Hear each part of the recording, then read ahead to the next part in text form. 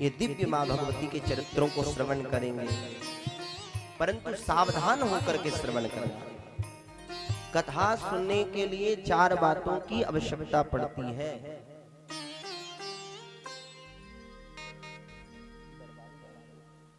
प्रेम से बोलो जय माता दी। कथा श्रवण करना भी कोई सरल बात नहीं है। इसके लिए भी जो है कुशलता की आवश्यकता होती है। कथा सुनना सबको नहीं आता। ये जरूरी नहीं कि हमारा शरीर कथा में बैठा है, हमारा शरीर कथा पंडाल में बैठा है तो हमारा मन भी कथा पंडाल में बैठा होगा, ये जरूरी नहीं है। मन ना जाने महाराज कहां कहां चक्कर लगाता है। इसलिए एकाग्र चित्त होकर के, समाहित भाव से, भाव चित्त होकर के इस कथा का श्रवण करें। तो कथा श्रवण करने के लिए 4 बातों का होना बहुत जरूरी है। प्रेम से बोलो जय माता दी। विश्वासो गुरुवाक्येषु स्वास्मिन् दीनत्व भावना मनोदोष जयश्चैव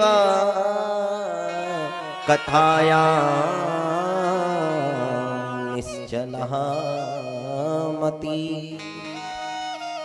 विश्वासो गुरु वाक्येषु, गुरु के वचनों पर विश्वास होना चाहिए।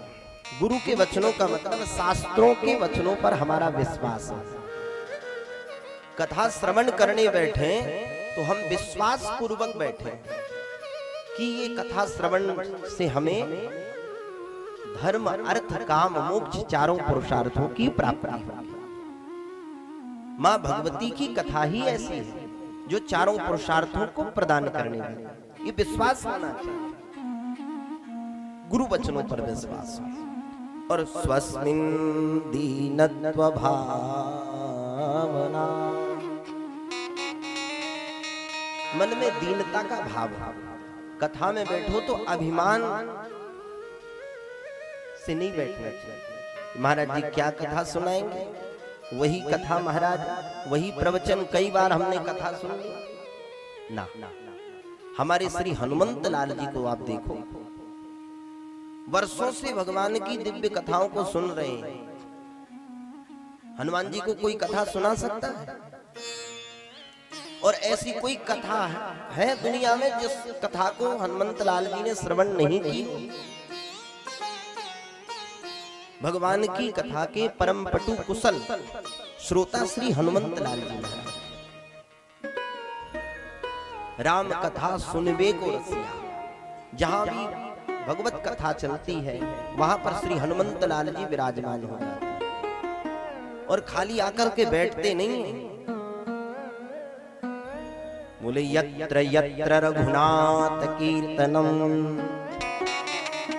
तत्र तत्र कृतमस्तकांजलि वाष्पवारि परिपूर्ण लोचनम मारुतिं नमति राक्षसांतकम। यत्र यत्र रघुनाथ कीर्तनम, जहां पर श्री ठाकुर जी के, मां भगवती के दिव्य चरित्रों का गायन होता है, श्री हनुमंत लाल जी पहले आसन जमा करके बैठते और हाथ जोड़ करके बैठते। वाष्पवारि परिपूर्ण लोचनम, नेत्रों से महाराज झरझर अश्रुपात होता है। बड़े गदगद भाव से, प्रसन्न चित्त से, प्रसन्न होकर के भगवत कथा का रसपान करते हैं। तो कथा हम सुने तो दीनत्व भाव होना चाहिए। यदि किसी पात्र में जल भरना है तो पहले उसको खाली करना पड़ेगा। बहुत जोरदार बरसात हो जाए महाराज और घर के सामने बाल्टी रखी हो और उसमें पहले से ही जल भरा हो तो उसमें कहां से जल रुकेगा, क्योंकि जल तो पहले से ही भरा हुआ है। तो इसी प्रकार हमारा हृदय रूपी जो पात्र है एकदम इसको खाली करके बैठे, अनभिज्ञ होकर के, मानो हमें कुछ आता ही नहीं। क्योंकि अभिमान की चादर ओढ़ करके यदि कथा सुनोगे तो बात बिल्कुल समझ में नहीं आएगी। कई लोग तो यही विचार करते रहते हैं, महाराज जी ये श्लोक कहां से बोले, इस श्लोक का तो ऐसा अर्थ है, महाराज जी ने तो ऐसा अर्थ लगाया। तो ये तर्क कुतर्क नहीं हमारा मन लगा रहता है, इसलिए एकदम अनभिज्ञ होकर कि मानो हमें कुछ आता ही नहीं महाराज, ऐसे सरल हृदय होकर के कथा श्रवण करना चाहिए। तीसरी बात, मनोदोष जयश्चैव। मन का बड़ा भारी दोष है महाराज, ये मन कथा में भी बैठता है ना तो न जाने कहां कहां भटकते रहते हैं।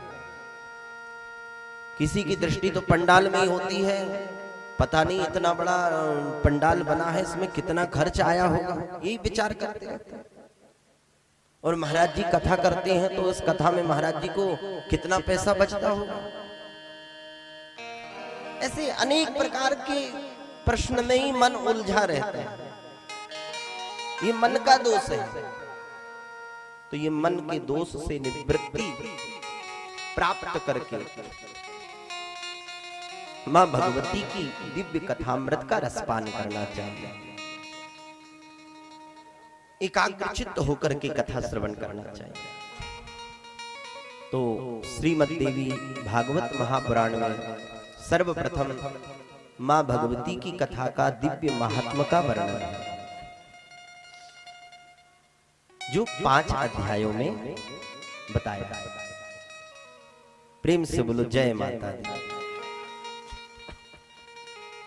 स्कंद पुराण के अंतर्गत मानस खंड में ये दिव्य कथा का दिव्य महात्म को बताया। प्रेम से बोलो जय माता दी। महात्म का अर्थ होता है महिमा। कोई विशिष्ट व्यक्ति आपके सन्मुख आकर के या आपके पास में आकर के बैठ जाए, जिसके बारे में आप अपरिचित हैं, जैसे आप नहीं जानते, तो उसके प्रति उतनी श्रद्धा नहीं होगी, उतना प्रेम नहीं होगा। क्यों? क्योंकि बोले इसे हम जानते नहीं, इनके बारे में हमें कुछ पता नहीं है। परंतु जब आपको पता चला महाराज हमारे बाजू में जो बैठे थे बड़े विशिष्ट संत थे, बड़े विद्वान महापुरुष थे, उनकी बड़ी महिमा है, तब आपने दंडवत प्रणाम करना प्रारंभ कर दिया। क्यों? क्योंकि उनके बारे में आपने जाना, उनके विषय में आपने सुना समझा, तब उनके प्रति प्रेम, उनके प्रति निष्ठा, उनके प्रति श्रद्धा जागृत हुई। इसी प्रकार मां भगवती की दिव्य कथा को हम तभी लोग समझ पाएंगे जब इस मां भगवती की दिव्य कथा के महात्म को श्रवण करेंगे। किन किन भक्तों का कल्याण हुआ मां भगवती की कथा श्रवण से। मां भगवती के दिव्य कथामृत को श्रवण करने से क्या लाभ प्राप्त होता है। हम कोई भी कार्य करते हैं बिना लाभ का नहीं करते महाराज। कोई भी काम करते हैं तो कलयुगी जीवों का ये स्वभाव होता है, कलयुगी भक्तों का स्वभाव होता है महाराज, कार्य तो हम करेंगे। पंडित जी कहते हैं सतचंडी यज्ञ करो महाराज, देवी भागवत की कथा करवाओ, तो पहले जजमान पूछते हैं महाराज ये बेनिफिट क्या मिलेगा, इसमें लाभ कितना मिलेगा। पहले लाभ की बात करते हैं, प्रॉफिट की बात करते हैं। प्रेम से बोलो जय माता।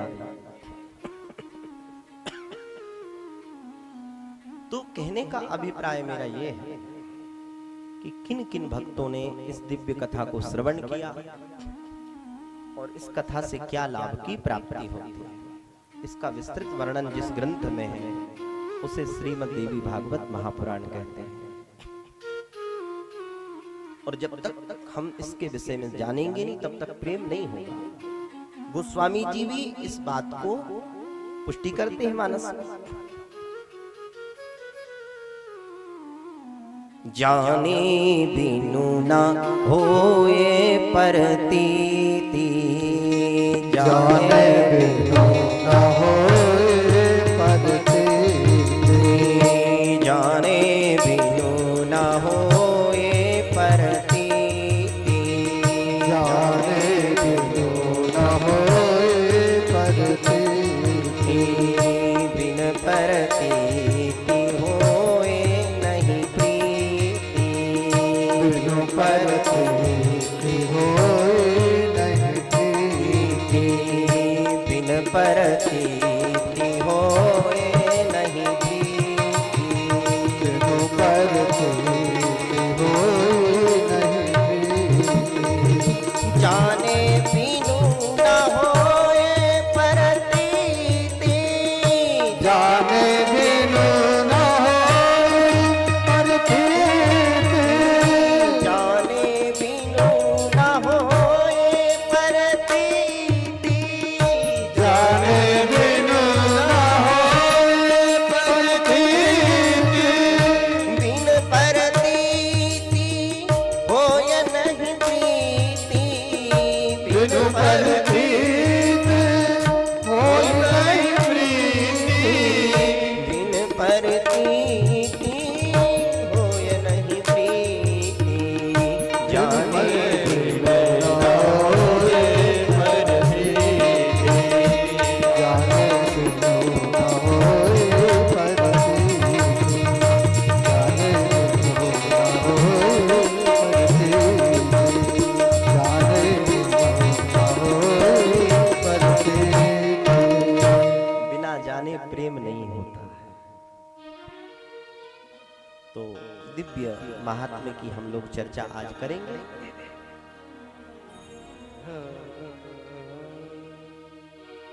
प्रेम से बोलो जय माता दी। जय माता दी। स्कंद पुराण के मानस खंड में 5 अध्यायों में दिव्य महात्मा का वर्णन है, जिसका प्रथम श्लोक का हम सब लोग मिलकर के गान करेंगे। सृष्टौ या सर्गरूपा जगदवन विधौ पालनीया चरोद्री संहारे चापि यस्या जगदिदमखिलं क्रीडनं या पराख्या पश्यन्ति मध्यमाथो तदनु भगवती वैखरी वर्णरूपा सस्माद्वाचं प्रसन्ना विधि हरिगिरिसा राधितानां करोतु। सृष्टौ या सर्गरूपा जगदवन विधौ, जो सारी सृष्टि आपको दिखाई दे रही है, जो संसार आपको दिखाई दे रहा है, जो विधाता ब्रह्मा जी को भी सृष्टि की रचना कार्य में ब्रह्माणी बनकर के विधाता ब्रह्मा जी को भी जो शक्ति प्रदान करने वाली है, वो मां भगवती, जिनकी कृपा से केवल सृष्टि की रचना ही नहीं अपितु उसका पालन भी होता है। मां भगवती इस जगत को बनाती ही नहीं है, बनाती भी है, सृष्टि के रूप में बनने वाली भी है, इस जगत को उन्होंने बनाया भी है और इस जगत के जीवों का वो पालन भी करती हैं। प्रेम से बोलो जय माता दी। ये सब सारी संसार का पालन पोषण भरण पोषण किसकी कृपा से हो रहा है? मां भगवती लक्ष्मी की ही कृपा से तो हो रहा है।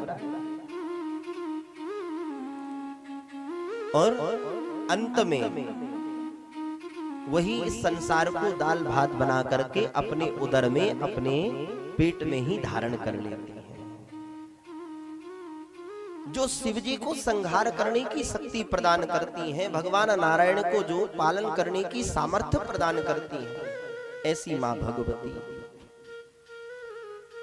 मां भगवती से प्रार्थना है कि हमारी वाणी में वह शक्ति प्रदान करे, हमारी वाणी में वह ओज प्रदान करे, इस वाणी को अलंकृत करें, क्योंकि उस भगवती की कृपा के बिना ना तो हम कथा सुन सकते हैं, ना ही इस कथा को बोल सकते हैं। बोलने की भी शक्ति वह प्रदान करती है। कोई व्यक्ति बीमार पड़ जाए, बहुत अस्वस्थ हो जाए, किसी ने पूछा क्यों भैया आप बड़े तकलीफ में हो, बड़े उदास हो, और बैठे रहते हो आप। बोले क्या करें महाराज? बोले शरीर काम नहीं करता, शरीर बड़ा अस्वस्थ है, इंद्रियां बड़ी शिथिल हो गई हैं, चला फिरा नहीं जाता है, आंखों से दिखाई नहीं देता है, कानों से सुनाई नहीं देता है। तो कोई ये नहीं बोलता कि भैया शरीर में ब्रह्मा नहीं रहे। किसी से पूछो तो यही बोलता भैया आप क्या बताएं, शरीर में वो शक्ति नहीं रही, वो सामर्थ्य नहीं रही। शक्ति क्या है? शक्ति साक्षात मां भगवती तो है। शक्ति भगवती जो सब जीवों के हृदय में, सब जीवों के शरीर में शक्ति के रूप में विद्यमान है। या देवी सर्वभूतेषु शक्ति रूपेण संस्थिता, नमस्तस्यै नमस्तस्यै नमस्तस्यै नमो नमः। तो कोई ये नहीं बोलता कि शरीर में ब्रह्मा नहीं रहे, कोई ये नहीं बोलता कि शरीर में विष्णु नहीं रहे, कोई ये नहीं बोलता कि शरीर में शिव नहीं रहे। यही बोलता है शरीर में शक्ति नहीं रही, इसलिए चला नहीं जाता, देखा नहीं जाता, सुना नहीं जाता, शरीर काम नहीं करता। तो शक्ति के बिना ये शरीर में भी वह शक्ति नहीं है, सामर्थ्य नहीं है कि संसार को देख सकें, हम भगवती की कथा सुन सकें। कोई भी कार्य उस शक्ति के बिना संभव नहीं। प्रेम से बोलो जय माता। नारायणं नमस्कृत्य नरं चैव नरोत्तमं, देवीं सरस्वतीं व्यासं ततो जयमुदीरये। भगवान नारायण, नर नारायण भगवान मां भगवती सरस्वती भगवान व्यास जी को वंदन करते हुए श्री सूत जी इस देवी भागवत महापुराण की महिमा का वर्णन कर रहे हैं। अपने गुरुजी का स्मरण किया, गुरुजी का ध्यान किया। देवी सरस्वती व्यासं ततो जयमुदीरये। क्योंकि गुरु के बिना कुछ भी संभव नहीं। बोलते हैं गुरु मेहरबान तो चेला पहलवान। गुरु तत्व की बहुत आवश्यकता हमारे जीवन में। तो श्री सूत जी महाराज ने इस ग्रंथ की महिमा का वर्णन करने के पूर्व सद्गुरुदेव भगवान व्यास जी का स्मरण किया। आइए हम भी अपने सद्गुरुदेव भगवान का स्मरण करें, उसके बाद आगे की चरित्र को हम लोग श्रवण करेंगे।